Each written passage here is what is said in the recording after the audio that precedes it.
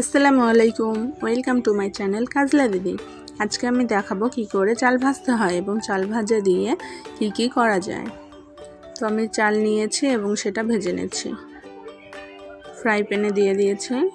তো চাল ভাজার সময় চুলার হিট লো রাখতে হবে, হাই হিট দেওয়া যাবে না, এতে করে সবগুলো চাল ঠিকভাবে ভাজা হবে না। আর কিছুক্ষণ পর পর নেড়ে চেড়ে দিতে হবে।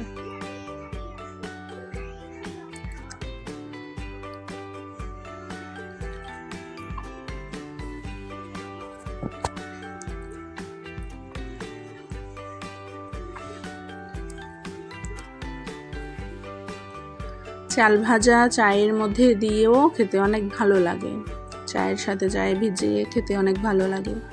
আবার এই চাল ভাজা পেঁয়াজ মরিচ দিয়ে সরষের তেল দিয়ে লবণ দিয়ে মেখে খেতেও অনেক ভালো লাগে।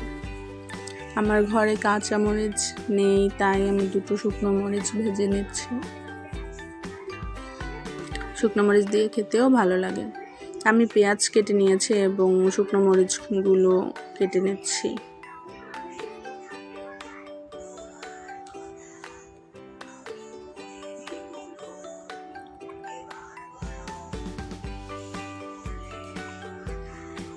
কাঁচামরিচ দিয়ে খেতে বেশি ভালো লাগে।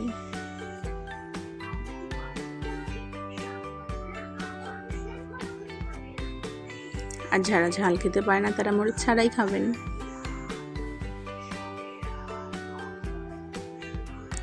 অল্প একটু সরষের তেল দিয়ে দিচ্ছি। সরষের তেল দিয়ে এগুলো ভালো করে মেখে নেব।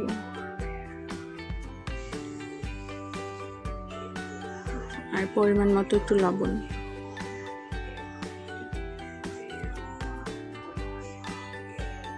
এগুলোকে এখন ভালো করে মাখিয়ে নেব।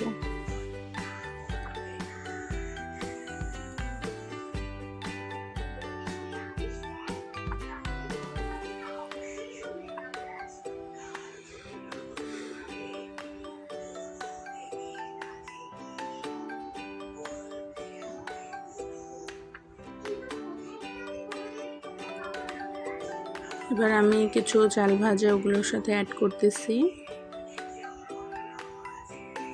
যতটুকু প্রয়োজন ততটুকু নিয়ে নিলাম এবং এগুলোকে এখন ভালো করে মাখিয়ে নেব।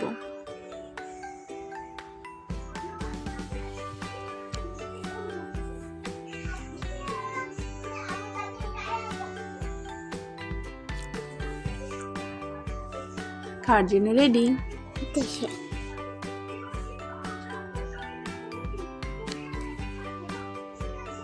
এই তোমার চাল ভাজা। আমার কাছে আর অল্প একটু চাল ভাজা আছে, তো এগুলো আমি ব্লেন্ড করে নেব। এই চাল ভাজাগুলো গুঁড়ো করে নেব।